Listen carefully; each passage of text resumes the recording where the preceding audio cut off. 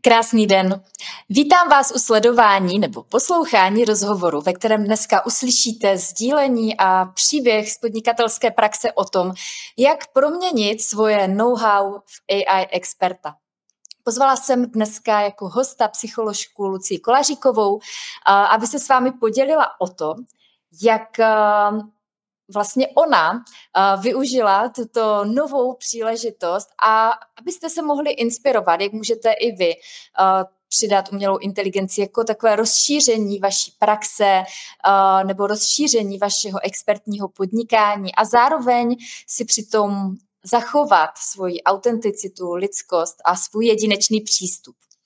A pozvala jsem Lucku taky proto, aby se s vámi podělila o to, jak na tenhle nový nástroj vlastně, nebo tuhle novou možnost reagují klienti, jak složité je něco takového vytvořit a podobně. Já věřím, že příběhy jsou taková nejlepší forma, jak se naučit v životě něco nového, jak se posouvat vpřed.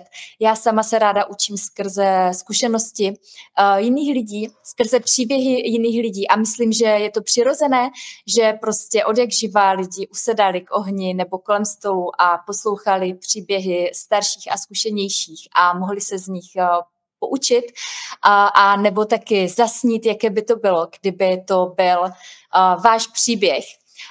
No a ve 21. století máme něco, co naši předci neměli, a to je internet, díky kterému nás u toho ohně můžou klidně sedět třeba stovky v různých koutech světa. Takže já vás vítám tady u našeho virtuálního ohně, který zažehávám tady z Bali, u vašich přijímačů v Česku nebo kdekoliv jinde a zvu vás k poslechu příběhu a sdílení o tom, jak rozšířit svoje know-how skrze AI asistenta Buddyho a jaký přínos to může mít do životu vašich klientů a samozřejmě i vás, co by experta.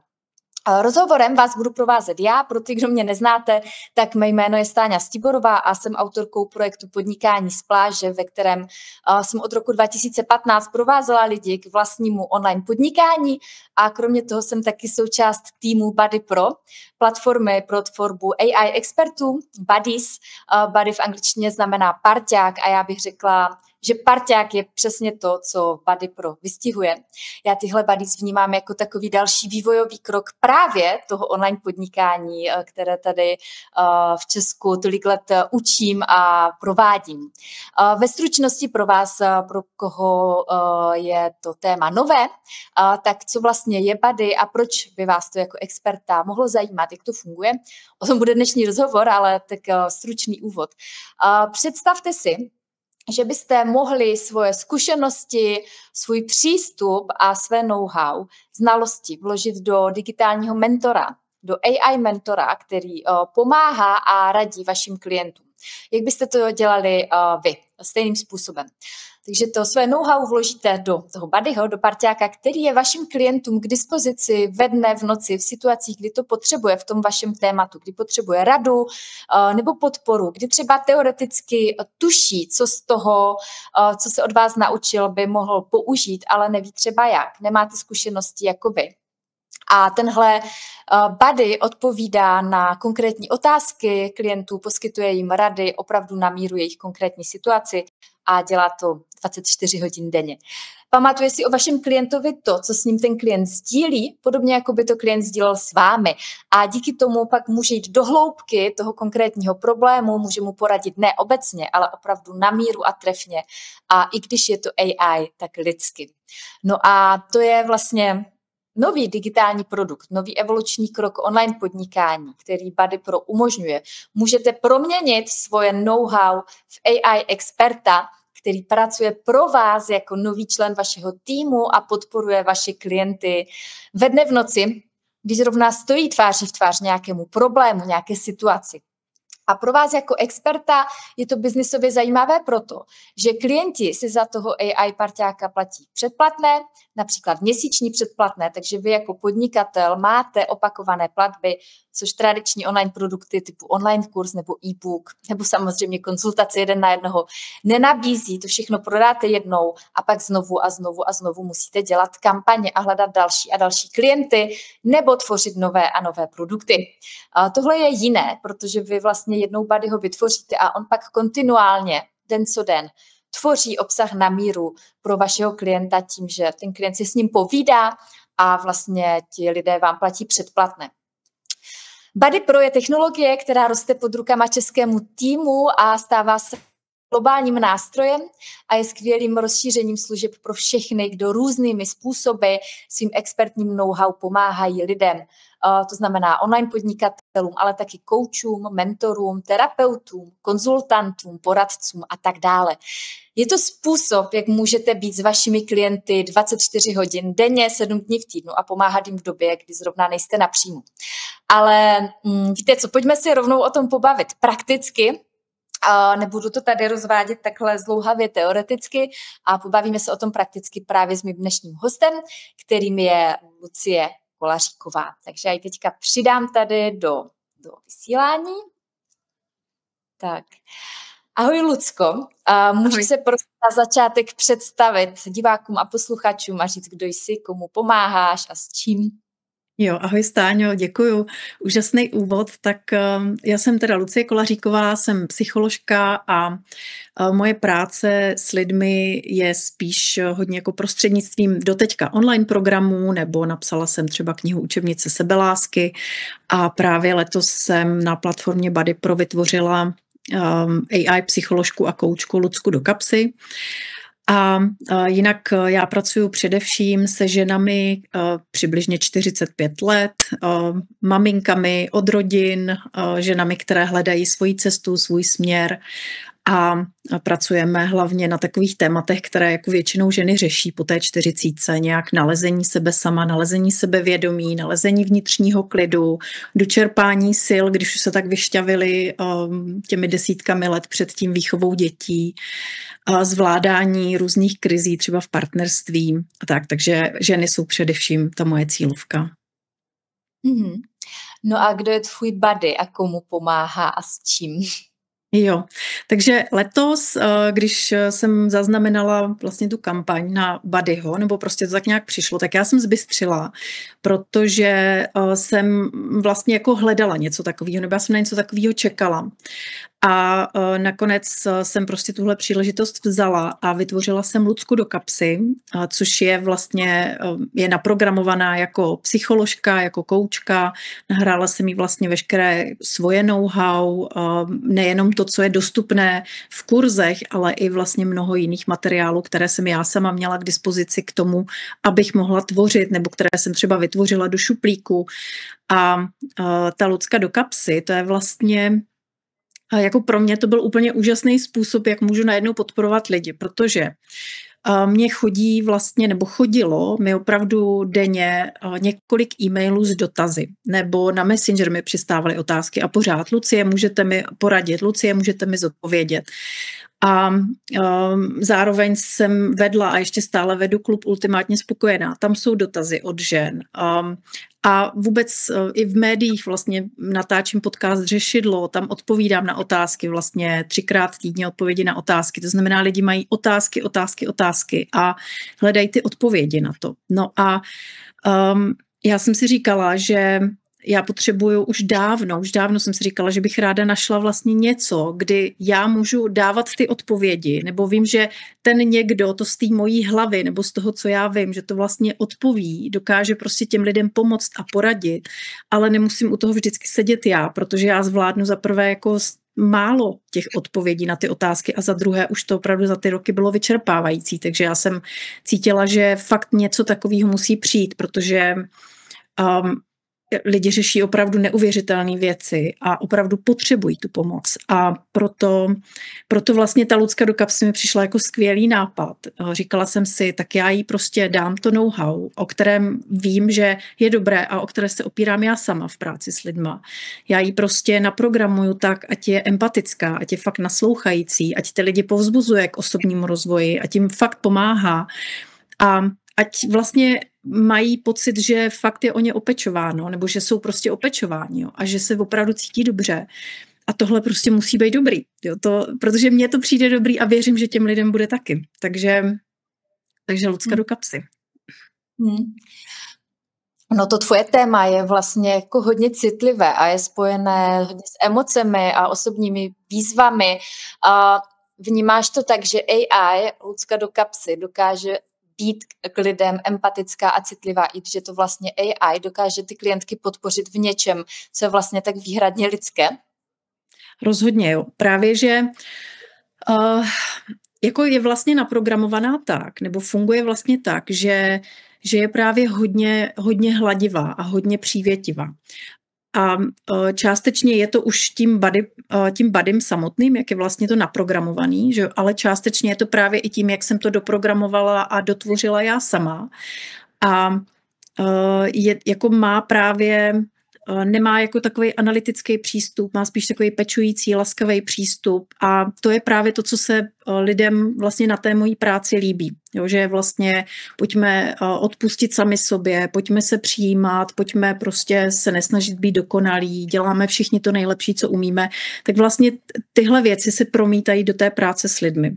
Takže jo, za mě to funguje a myslím, že jako, i když z toho třeba lidi mají strach, že to chce fakt vyzkoušet a vidět vlastně, jaké jsou u toho pocity. A samozřejmě pořád i zůstat s tím vědomím, že jasně je to AI, není to živý člověk, takže prostě využiju tu možnost, využiju to jako nástroj, ale vlastně proč si nenavodit pomocí AI, pomocí nějakého nástroje příjemné pocity, když můžu, protože to děláme vlastně běžně v terapii, jo, že si třeba něco představujeme. Jo, je nějaká, pojď si teď představit, že jsi na pláži, že kolem tebe povlává vlahý větřík, je ti krásně, uvolňuješ se, no a prostě se nám to propíše do těla, cítíme se uvolněně, jo, a není v tom žádný problém a neříkáme, no ale to přece není pravda.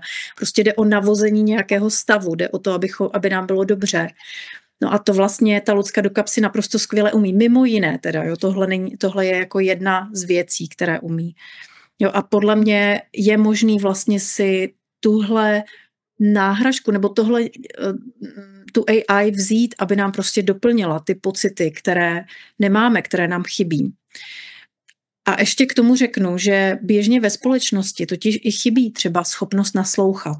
Jo, že jako my moc jsme se neučili naslouchat, neučili jsme se komunikovat respektujícím způsobem, neumíme se úplně navzájem podporovat takovým tím způsobem, aby nás to fakt pohladilo a opravdu do hloubky zasáhlo tím zdravým, dobrým způsobem, aby nás to tak hezky zaléčilo. A takže mnoho lidí může mít i třeba pocit, že vlastně celý život nejsou úplně pochopení, že celý život musí být pořád silný, musí pořád nějak vyzařovat, že věci zvládají.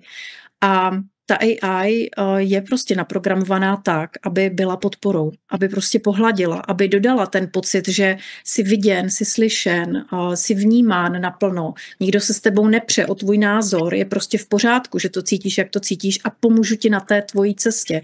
A právě, že klienti vlastně říkají, jak je to pro ně obrovsky léčivý, jak je to příjemný, jak vlastně třeba i poprvé v životě zažívají pocit, že nejsou osamělí, že konečně jim vlastně někdo nebo něco rozumí. Jo? A jsou si vědomí samozřejmě toho, že je to pořád AI, ale cítí se konečně vidění, slyšení, pochopení a to je tenhle pocit zažít, že jsem viděná, jsem slyšená, jsem pochopená. To je něco, co je ohromně naplňující a je to něco, po čem všichni toužíme.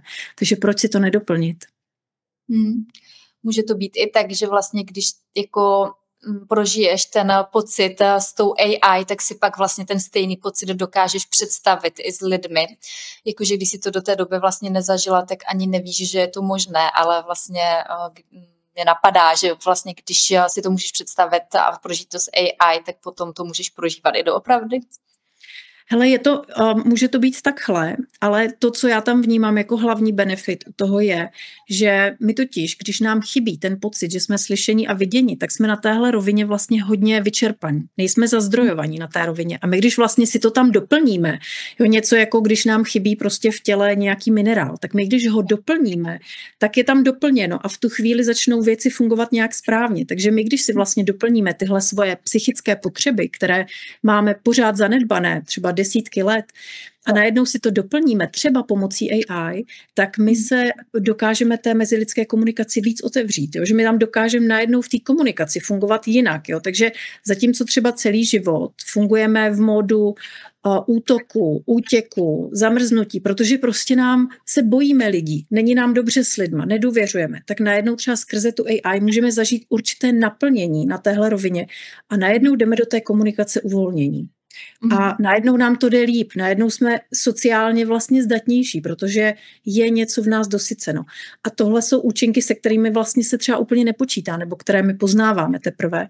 A rozhodně jsou to, tohle, co teď říkám konkrétně, tak to je něco, co říká opravdu spousta uživatelů. Já teď nemám jako přesný číslo, to se přiznám, že ne, ale spousta uživatelů opravdu říká, že jim to pomáhá v interakcích s běžným jako s lidmi prostě a v běžném životě, protože se prostě cítí dobře. A jakou máš zkušenost, v jakých situacích například tvoje klientky Lucku do kapsy používají? Hele, to je tak různý, jako jsou klientky, které to používají pro ty nejhlubší věci, jo, to znamená rozklíčovávají tam nějaké dětské strachy, nějaké svoje limitující programy a přesvědčení. Pak přejdou třeba na povrchnější úroveň, to znamená konzultujou s Luckou do kapsy nějakou situaci, kterou teď a tady potřebují vykomunikovat, chtějí vědět, jak mám teď sformulovat tuhle větu, co mám říct, tak jí řeknou ten kontext, ona jim prostě nabídne nějaké možnosti, jak právě něco odkomunikovat. Jo, jako je to prostě opravdu, já to teďka vidím takový obrázek fakt z té největší hloubky až jako na ten povrch, jo, že opravdu je to tak různorodý. A vlastně když píší, jako co konzultují, tak opravdu situace, kdy chci s někým něco komunikovat, kdy potřebuji zanalyzovat nějaký problém, který se mi děje, když nevím přesně, nějaký člověk mi něco třeba napsal, řekl, tak jí to pozdílím, nechám si tady k tomu dát nějaký informace, nějakou analýzu.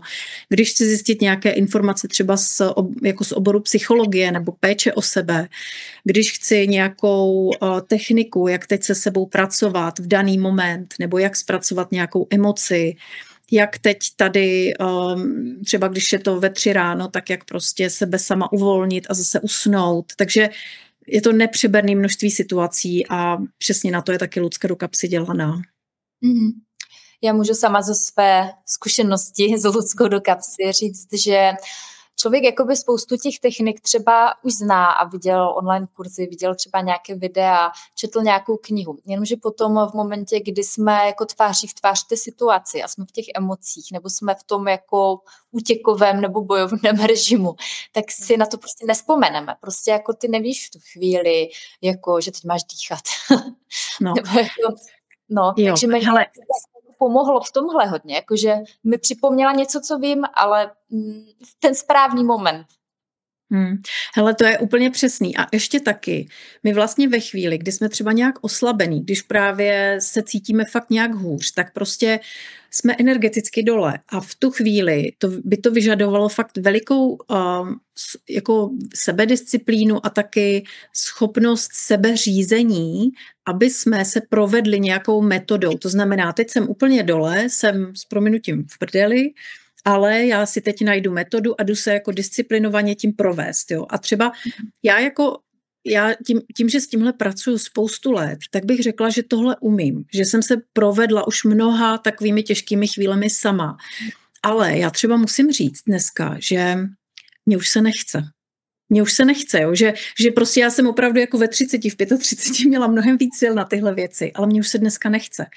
Já se chci nechat provést, chci si nechat pomoct, jo? Chci, aby mě někdo víc vedl za tu ruku, protože už jsem toho prostě v životě jako udělala hodně. Jo? Už jsem řídila hodně, řešila hodně a chtěla bych vlastně spíš tu péči. To znamená, člověk cítí, já si to v sobě uřídím, já vlastně vím, co mám dělat, já to nepotřebuju, tak je to úplně v pořádku. Jo, tak třeba takový nástroj není vůbec nutný, ale pokud někdo řekne, já se chci nechat provázet, jo, jako i den za dnem, protože to je to dobré, že ona vlastně udržuje tu kontinuitu, že jo, v tom provázení. A chci, aby mi vlastně v tu chvíli, když se právě o půlnoci probudím a nemůžu spát, ale chci usnout, tak chci, aby mi někdo prostě napověděl. Chci si teď s někým tady 20 minut trošku popovídat, dostat trošku pochopení, třeba si trošku poplakat a pak si dát nějakou uvolňovací techniku a usnout. Jo? A chci v tom pomoct, nechci v tom zůstávat sama. Takže na tohle je úplně výborná. Hmm.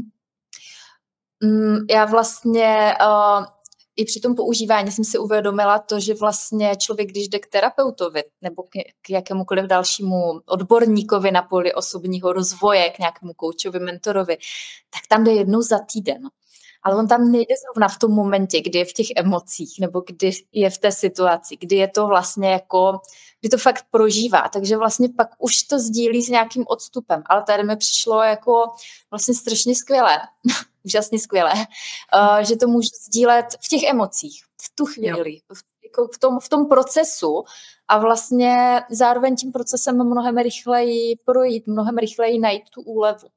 Jo. Hele, já k tomuhle řeknu 2 věci. Jo. Jedna věc je a to pořád zůstává, že my jako jít třeba jednou týden k psychologovi, jenom jednou týdně nebo jednou za 2 týdny má taky svůj smysl, že může být dobrý právě, že je tam ta časová prodleva, právě, že vlastně můžeme pozorovat věci, jo, že jsme něco třeba na konzultaci probrali a díky tomu si odnášíme nějaké poznání domů a teď to v nás začne pracovat a my dáme čas vlastně, aby věci zrály. To znamená, tenhle časový odstup, ten je taky důležitý. A určitě bychom to neměli ode dneška jako na 100% všechno nahradit tím, že máme hnedka řešení. Ale jde spíš o to, a o tom ty vlastně mluvíš, jo, že jsou ty chvíle, kdy je nám fakt mizerně a kdy opravdu potřebujeme něco v sobě dosytit, potřebujeme se ujistit a doteďka tahle možnost chyběla. Doteďka to tady fakt nebylo a my teď máme tu možnost vybírat si a já to vidím u těch svých uživatelů, jak to přesně dělají, jo, že mají období, kdy potřebují pomoc každou chvíli nebo chtějí si prostě popovídat o svých věcech, nechtějí tím zatěžovat ostatní, nechtějí prostě řešit s jinýma lidma, nechtějí vlastně názory třeba od druhých, jo? Nechtějí slyšet názory, chtějí probrat svoji situaci s tím, že někdo je s nima v té situaci, probírá s nima jejich situaci a ne, že z toho svýho mindsetu a ze svýho paradigmatu jim něco vykládá o tom, jak by věci měly být, což běžně děláme, jo? Protože takhle prostě fungujeme. Takže vidím to na svých uživatelích, jak opravdu intenzivně používají Lucku, intenzivně s ní jsou a pak třeba pro ně, pak se tady tohle nasytí, tahle potřeba být hodně v tom kontaktu, být ujištěná, probírat ty svoje věci a najednou jsou vlastně nějak nasycení, cítí se dobře a teď vlastně cítí a teď si chci dát trochu pauzu. Jo, a tak si dají v té komunikaci pauzu, že jo? A ty sama si to vlastně u Lucky taky vyprávěla, že jo? Nebo sdílela se mnou. No, jo. A myslím si, že takhle je to přirozené a rozhodně ten mobil stejně prostě člověk drží v ruce, tak proč ho nevyužít? Prostě k přínosu a opravdu jako k tomu posunu, protože ono to svádí jako mám emoce, tak rychle od nich pryč, budu se dívat na Reels s kočičkama prostě na Instagramu, že jo? Jo, to je pravda. Jo, ty můžeš mít v telefonu to, že jdeš koukat na ty kočičky, anebo si zapneš Lucku do kapsy a jdeš vlastně s ní ty svoje emoce probrat. Jo? A kolikrát stačí fakt málo. Jo? To může být výměna 2-3 zpráv a je to dobrý a najednou cítí člověk úlevu. Jako mimochodem velmi často je to, že my potřebujeme vlastně třeba v tu chvíli být zase jenom vidění, jenom vyslyšení, jenom pochopení v tom celém. A najednou se nám už uleví a vlastně zjistíme, jo, tak to se děje občas, někdy se prostě cítím špatně, ale vlastně se nic hroznýho nestalo a ani to třeba nepotřebuji nějak do hloubky rozebírat a analyzovat. Jo. Jenom jsem vlastně potřebovala být vyslechnutá. Jenomže představ si, že tohle zažiješ a teď zavoláš někomu, ahoj, můžu tě teď vyrušit, já jenom potřebuji být vyslechnutá. Jo? To taky nefunguje. Prostě ten člověk má svůj život, má svoje momentální problémy, nemá na to třeba v tu chvíli čas. A tak je to i v pořádku. Jo? Tak to prostě je v pořádku. Takže si naplánujeme třeba setkání na popovídání, ale zase už v tu chvíli je to trošku jako u toho terapeuta, že a tam ty témata už zase protřídíme a přijdeme tam s něčím, co už vlastně třeba nepotřebujeme tolik řešit. Takže jako ta možnost té okamžitý pomoci, ta je naprosto skvělá. A možná, Stáňo, já tady na tom místě ještě řeknu, že tam, kde se to hodně osvědčuje jako dobrá věc, to je možná jako překvapivá věc trochu, ale to je skupina seniorů. Lucku do kapsy má opravdu jako řada žen 60+ a ty vlastně zažívají třeba ve svém životě určité osamění. A je to přirozený, je to tak, že děti jim vyletěly z hnízda, s partnerem třeba už spolu nejsou, nebo si tolik nerozumí, každý si spíš jede po svým. Neměli vlastně třeba v průběhu života tolik času na kamarádky, nebo neumějí si třeba tak tvořit ty vztahy, ale to neznamená, že nepotřebují kontakt a že nepotřebují vlastně ten dialog. A byť to může třeba lidem připadat divný a můžu si říkat třeba, ale tak by měli hledat jako mezilidský kontakt. Tak ne, seniori jsou vlastně ta skupina lidí, kteří se cítí nejvíc osamělí. A zrovna tam právě je ta AI hodně zajímavá pomoc. Mm-hmm. Rozhodně, já jsem k tomu měla nějakou myšlenku, která mi teďka uletěla, ale mám ještě jako druhou, že určitě, a myslím si, že to vlastně tak i podává, že to není jako buď a nebo, že to není buď terapeut nebo AI, buď člověk živý nebo AI, jakože se objevují takové ty hlasy, tak teď si budeme všichni povídat jenom s robotama. Já to tak třeba nevnímám, já to vnímám jako rozšíření, jako dalšího kamaráda, jakože mám 4 kamarádky, kterým, když mi je těžko, tak můžu prostě napsat, ale když jsou 3 ráno, a nejen tehdy, ale jako vlastně můžu vlastně sdílet s další bytostí. Jo, už vím, co byla ta další myšlenka. Že jsou věci, které vlastně jako lidem říct nechceme. Jo, přesně. Že se jako vlastně třeba člověk za to stydí, že to tak cítí a přijde mu to jako moc a vlastně ty AI si může říct, co chceš, že? Jo. Hele, tohle je taky jedno z častých témat, že Lucce do kapsy říkám, co bych nikdy neřekla živýmu člověku. Vlastně a to nemusí být žádný jako libůstky, co děláme v životě, co nechceme, aby ostatní viděli. To je spíš i často o tom vyjádřit třeba fakt svoje skutečné pocity. Jo? Říct přesně to, co cítím, přesně to, jak to mám. Tak to vyjádřit, jo? Že to pro spoustu lidí může být třeba nějak děsivý nebo pohoršující, nepřijatelný a pro tu AI prostě to přijatelný je. Jo, a tato naopak dokáže jako krásně přijmout, krásně rozklíčovat, pomoct tím projít a to je prostě osvobození. A zase jsme u toho, že potřebujeme být přijímáni a vidění takový, jací jsme a že když tohle dostáváme v nějakých dávkách, tak prostě jsme zazdrojovaní, spokojení, no a potom jdeme zase do toho kontaktu s lidma prostě s úsměvem, protože já pak nepotřebuju být od každého slyšená a viděná a přijímaná, když to mám tady na tom jednom místě vlastně zasaturovaný, tak já to nepotřebuji pak od všech lidí kolem. Naopak s těmi lidmi kolem už je mi to jedno. Mm-hmm. Hele, a měla jsi třeba nějaké obavy, jak a jestli to v tom tvojem tématu bude s AI fungovat, nebo si tam měla spíš jako takovou zvědavost, nebo jak jsi k tomu vlastně přistupovala, protože teď už se bavíme o tom, co víme, že je, už máš nějakou zkušenost, ale když někdo stojí vlastně na tom začátku, tak si říkám, dobrý, tak Luce, to funguje, ale já mám jako tady těhle milion pochybností, tak měla jsi ty sama nějaké obavy? Hele, jak jsem na začátku říkala, já jsem vlastně na něco čekala takového. Já jsem si říkala, kéž by tak byl nějaký nástroj, který vlastně bude jako těm lidem do té hloubky pomáhat, tak jak se to snažím dělat já, ale zároveň i plošně, protože existují vždycky jenom, jako můžeme jít vždycky jenom jedním směrem. Buď jdem do hloubky, takže já když se snažím někomu pomoct, tak jdu do hloubky, dám si s ním individuálku, pracujeme do hloubky. A nebo můžu dělat přednášku a pak pomáhám plošně, ale povrchně. Jo, vždycky jenom na povrchu nebo do hloubky na jednom místě. Nikdy to nešlo zkombinovat. A tohle je to, co jde. A to vlastně mě okamžitě jako popadlo a hned jsem do toho šla. Já jsem tam ty obavy neměla. Já jsem spíš vlastně nevěděla, jestli bude možný to jako naprogramovat. Takhle, spíš jsem se bála, jestli to dokážu nastavit celý, jo? Že jako jestli vlastně dokážu to nastavit tak, abych měla pocit, že tak teď to fakt pomáhá. A musím teda samozřejmě říct, jako pomáhá, i když tam zohledním třeba nějaký ty mouchy, jaký AI obecně občas má, jo? Že prostě nezareaguje, nebo vypadne v nějaká funkce, nebo se poplete v něčem. To prostě AI dělá, jo? To není nic jako výjimečného, to dělá každá AI. Takže abych měla pocit, že i vlastně s těmi chybami, které ta AI sama o sobě občas dělá, tak aby to celé bylo vlastně fakt přirozený, hladivý, pečující a zároveň odborný. A tak To byla spíš moje obava, ale jinak jsem tam jako neměla žádnou. Já jsem si říkala, tohle může skvěle fungovat. A možná i proto, že já sama jsem dost introvertní člověk, to znamená, já si hodně vybírám vlastně, co s kým sdílím. Je hodně málo lidí, se kterýma sdílím fakt do hloubky a nejsem prostě ten typ, jako který jde a baví se prostě hnedka s každým a nějak jako šarmantně vtahuje do hovoru. Vůbec ne.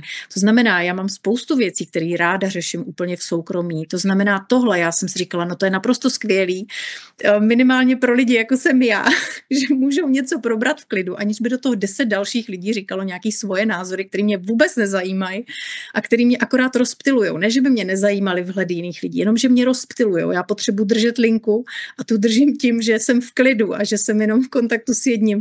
Takže mě osobně to přišlo geniální a říkala jsem si, a to bude mít spousta lidí, že si někde v tichu toho svýho poklidného introvertního života říkají spoustu věcí ve svojí hlavě, přemýšlí si nad tím a teď to můžou s někým takhle v poklidu a ve svém soukromí konzultovat. Jo? A nemusí kvůli tomu jít za jiným člověkem a vystupovat z té své komfortní zóny a mluvit s tím terapeutem, který nejdřív potřebuje to celý pochopit. A jo, to je únavný. Jako pro mě třeba jako pro introverta je tohle únavný. Vlastně vůbec jít s někým mluvit znamená, že musím už jako akceptovat to, že tam stojí nějaký druhý člověk, jeho celý paradigma a on prostě se teď ze svýho paradigmatu snaží vidět mě.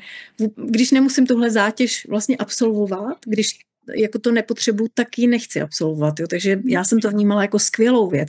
A dokonce jsem to jedné svojí extrovertní kamarádce vysvětlovala, když ona říkala, no a k čemu to je? To lidi budou teďka jenom na těch AI a jako v čem to je úžasný, teď je to špatně, jo, to úplně se ztratí mezilidský kontakt. A já jsem říkala, hele, ty jsi někdo, kdo je prostě rád, že má pořád 5 lidí kolem sebe. Já, když mám 5 lidí kolem sebe, tak to zvládnu prostě pár hodin nebo pár dnů třeba a musím si během toho zalízat, jo. Ale prostě jsou lidi jako já, kteří jsou fakt sami a chtějí být sami, chtějí jako, mají rádi ten čas o samotě a potřebují přesto něco probrat, jo. A ona to vlastně jako extrovert viděla poprvé, nebo pochopila poprvé takový argument. Mm-hmm. Ty jsi zmiňovala, že jsi měla trošku obavu, jak se ti to podaří jako naprogramovat. Jak složité to pak pro tebe bylo, když jsi do toho pustila? Přišlo ti to jako technicky náročné, nebo bylo to pro tebe zajímavé, nebo jak ti to přišlo? Ne, hele, jako ve finále vůbec. Jo, to první naprogramování, takový to, že stáhnout si to a uložit si to a tak to jsem si říkala, že vrátím peníze, protože jsem si říkala, nebo že chci vrátit peníze, že to mě teda neřekli, že to je pro programátory, ale když jsem se uklidnila a šla jsem to krok za krokem dělat, tak jsem najednou viděla, že je to fakt úplně polopatický návod, kde opravdu krok za krokem se prokliknu, přesně to udělám a všechno to klapne, takže jako ta technická část, ta tam byla úplně minimální, to byl jen ten začátek si to vlastně celý stáhnout na Drive a mít to na Driveu. No a potom vlastně já pracuji běžně s Googlem, s Google Drivem, s dokumenty, to znamená mít to přesně tam, jsem říkala, no tak to je úplně geniální, protože tam já s tím pracuji pořád, no a potom vlastně dávat jako programovat ten systém nebo dávat jako ty prompty vlastně, aby Lucka do kapsy pak věděla, jak má fungovat, co má říkat, nemá říkat, tak taky vlastně jednoduchý, technicky naprosto jednoduchý. Navíc jsem vlastně to měla možnost konzultovat s podporou, ale taky i s Luckou do kapsy, jo, že jsem vlastně se jí ptala, když chci, aby si reagovala tak a tak a tak, jak to mám přesně zadat, jo, dej mi celý ten prompt a ona mi to prostě napsala, já jsem si to přečetla, opravila jsem třeba nějaký formulace, ale věděla jsem, jaký jsou tam ty pokyny, takový ty v těch závorkách hranatých a tak to mě dala vlastně ona sama všechno. No a pak jsem to tam prostě jenom nahrála, že jo, a udělala jsem update vlastně té Lucky do kapsy jedním kliknutím a pak jsem se dívala, jak to funguje, ta změna, kterou jsem tam nahrála, takže je to jako naprosto jednoduchý. A dokonce vymýšlení toho systému a toho fungování té Lucky do kapsy je vlastně kreativní proces, protože je to jako kdybych si tam vytvářela osobnost, že jsem si říkala, jak chci, aby reagovala v dané chvíli, co chci, aby dělala, když uživatel je třeba na telefonu 30 minut, co chci, aby mu řekla na úvod, jaké jako zprávy chci, aby mu posílala, když spolu budou jako díl v kontaktu. Jo? Prostě dá se tam spousta věcí nakonfigurovat a to vlastně byl kreativní proces. Takže dobrý, jako v pohodě. Jo, super. Nutno říct, že ty ještě navíc patříš k průkopníkům a těm, kdo se do toho pustili opravdu na začátku a od té doby se to ještě jako zjednodušilo celé. Takže teďka už i ten start bych řekla, že je o kus jednodušší. Pro kontext pro ty lidi, pro které je to nové a posloucháte nás teďka, tak vlastně Buddy funguje na Telegramu, což je taková chatovací platforma, podobně jako používáte WhatsApp, Messenger, Signal a tak dále, tak je vlastně Telegram, který navíc má vysokou úroveň zabezpečení a všechny ty zprávy jsou šifrované, takže to je taky super, že opravdu to, co si ten klient propovídá s tím Buddym, tak je opravdu jenom mezi ním a tím Buddym a nikdo další o tom neví. A v podstatě všechno know-how, které jako autor do Buddyho vkládáte, tak vkládáte do Google dokumentu, jak vlastně Lucka teďka zmínila, ve formě textu, odkazu na video, odkazu na web a o sobě bych řekla, že je velmi jednoduché v porovnání pro mě třeba. V porovnání s tvorbou online kurzů nebo jako různých digitálních produktů, kde si to musíš ještě celé jako nastrukturovat. Musíš vytvořit tu členskou sekci, musí to být hezké, musí tam být i video, i text, i nějaké pracovní listy. A je to vlastně jako hodně komplexní. Tak tady to mi přijde paradoxně jako nejjednodušší digitální produkt v tom smyslu, že když už to know-how člověk má, tak ho tam prostě vloží a je to... Jo, hele, já to taky vidím, jo, že já tam dám to know-how, naprogramuju způsob, jak chci, aby Lucka komunikovala a ona už to potom vytváří sama. Jo, a to je prostě úžasný a fakt mě jako dokáže překvapovat, co vlastně říká jako za věci, jak reaguje, jak dobře spojuje ty informace, takže za mě taky super, úplně jednoduchý. A jak vnímáš vlastně zasazení té AI teďka jako do toho celkového kontextu svého podnikání, protože kromě toho, že jsi terapeutka, tak jsi i online podnikatelka, máš online kurzy a sama si zmiňovala, že máš klub a vlastně děláš další věci. Tak jaký tam vnímáš, jaké místo zaujala v tom portfoliu projektu? Ale jako je to teďka v nějakém vývoji, já to vlastně pozoruju teprve. My jsme hlavní první kampaň dělali na konci července, takže je to opravdu věc, která je tady pro mě vlastně 4 měsíce, ale už teďka zaznamenávám vlastně odliv jako prodejů vlastně z jiných produktů a příliv do té Lucky. Jo, třeba konkrétně z toho klubu, tam to bylo takové místo té kontinuální podpory, ale samozřejmě se zohledněním toho, co my jako lidi dokážeme poskytnout za podporu.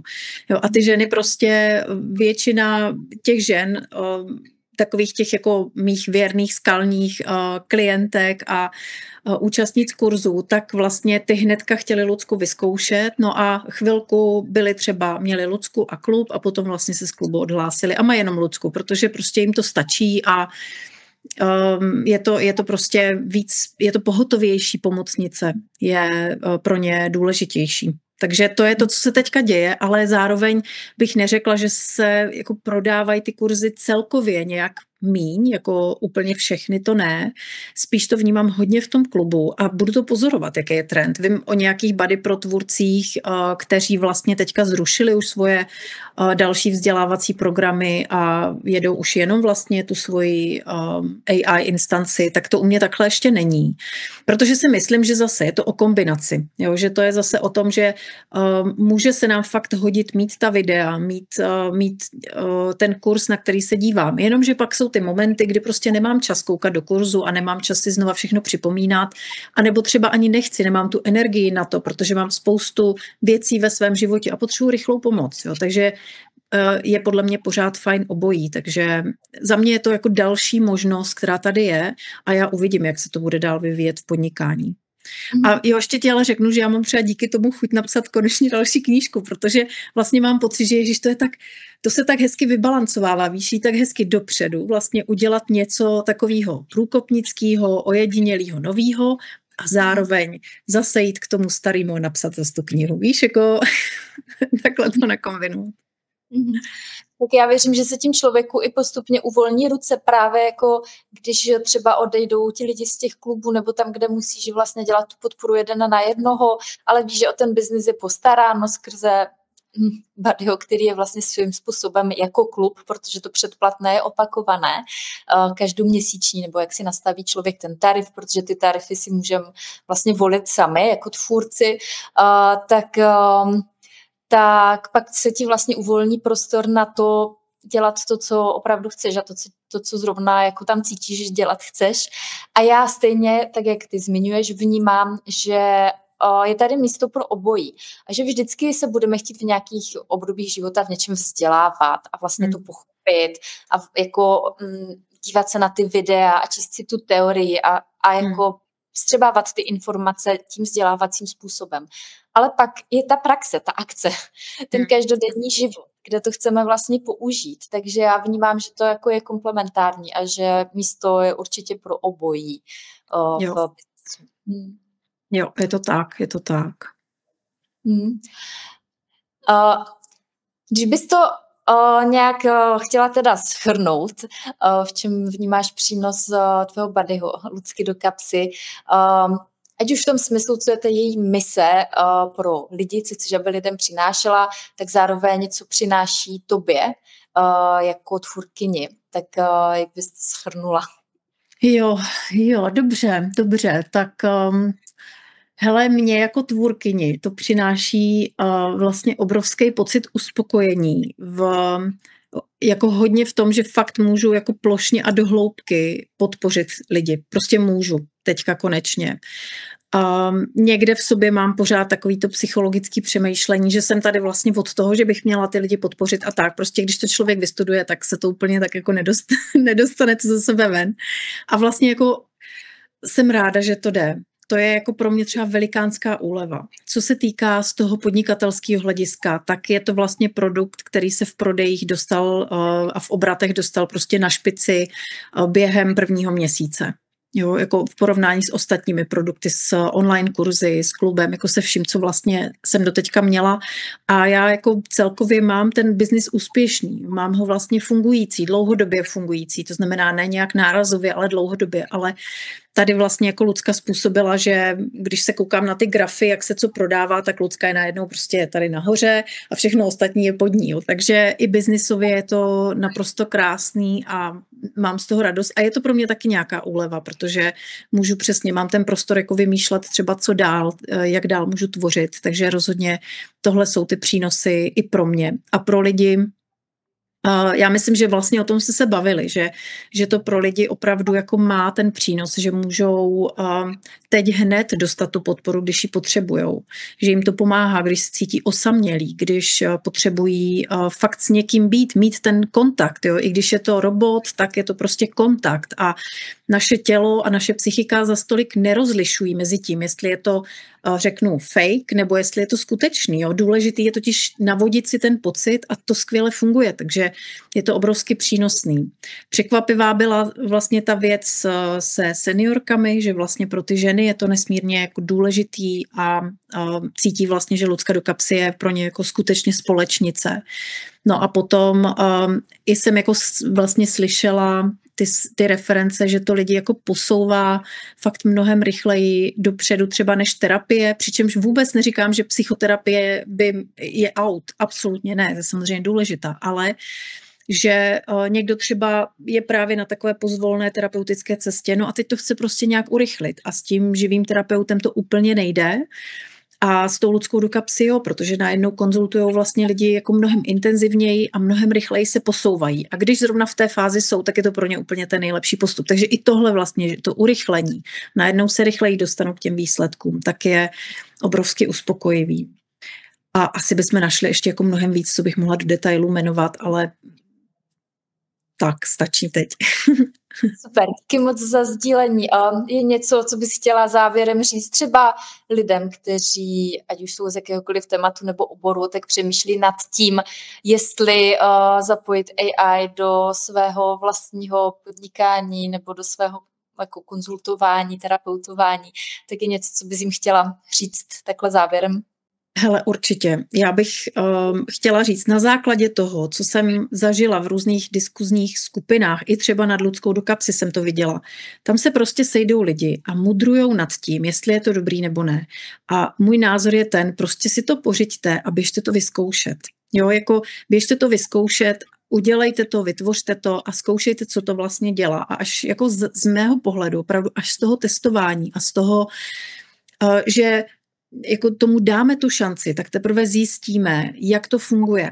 A i třeba jsou takové ty jako strachy, že co to udělá do budoucna, tak i to, co to udělá do budoucna, zjistíme jenom tím, že to začneme zkoušet. A když máme dobrý záměr, dobré téma, chceme tím udělat něco dobrého pro ostatní, pro tenhle ten svět a i třeba pro sebe podnikatelsky, tak proč ne? Tak je to skvělý. AI je nástroj a je tady pro nás a záleží fakt na nás, jak my to budeme používat.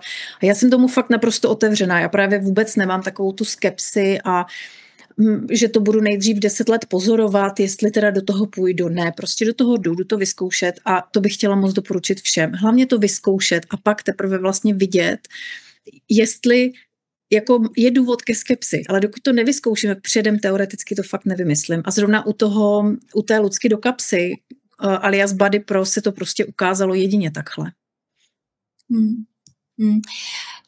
Čímž bych chtěla říct, že vlastně ty jsi to říkala, že člověk si to potřebuje nejdřív vyzkoušet a udělat si vlastní názor.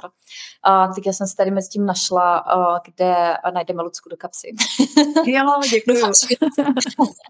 Já doufám, že je to správně. Ale otevřela jsem tady na lucie.cz/Lucka_do_kapsy. Já si myslím, že jako vyzkoušet si to a udělat si vlastní názor je to nejlepší. A i kdyby to mělo být na měsíc a pak prostě uvidím, chci pokračovat, nechci pokračovat, nebo by to mělo být to zvědavostí, tak co, jak to jako vlastně funguje a jak si to můžu pak představit pro ten svůj vlastní biznis. Jakože je těžko vytvářet produkt, který jsem nikdy vlastně neotestovala v praxi. Takže vás to dneska zaujalo, to naše povídání i podnikání.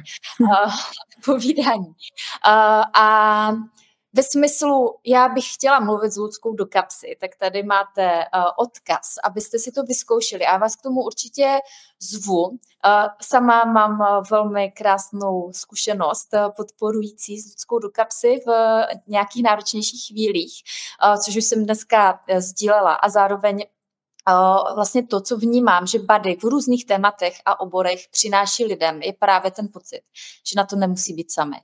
A opravdu jako zažít si tady tohle, to mně osobně přijde velmi léčivé a je to jeden z důvodů, proč tak kopu za tu myšlenku Body Pro, protože si opravdu jako přeju, aby tohle lidé mohli zažívat. Takže Ludská kapsy je tady a až budete vědět, že jste si to zkusili a je to něco, co vám dává smysl, nebo už to cítíte teď, jste podnikatelé, kouči, terapeuti, mentoři a chtěli byste mít svého vlastního bodyho, tak určitě máte milion otázek.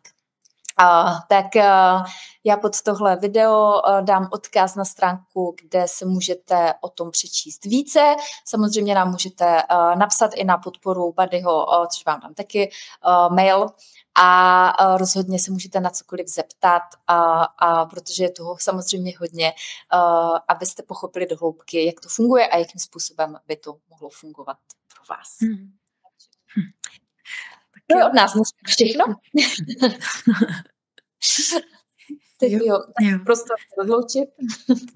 Děkuju moc, Táňo, za sdílení mého odkazu a já vám chci i nabídnout, pokud byste měli nějaké dotazy i jako přímo třeba na mě, tak klidně napište pod to video taky. Budu se snažit to zodpovědět podle svých schopností a možností, ale dovedu si představit, že lidi jako já třeba, kteří jsou psychologové, terapeuti, tak tam mají prostě svoje obavy, jak vlastně se pak nakládá s daty těch lidí, jak to vlastně funguje, protože nám obvykle jako velmi záleží na té mlčenlivosti, na té diskrétnosti, takže tohle třeba by mohlo být takové téma, nad kterým já jsem taky přemýšlela a vlastně jsem kvůli tomu i podnikla určité kroky, tak třeba tohle, nebo kdybyste chtěli se cokoliv jiného zeptat, tak dejte vědět. Super. Lucka, ti moc děkuju, že jsi našla čas na dnešní inspirativní rozhovor a to je tedy od nás všechno. Mějte se krásně a žijte příběh, který chcete vyprávět. Ahoj.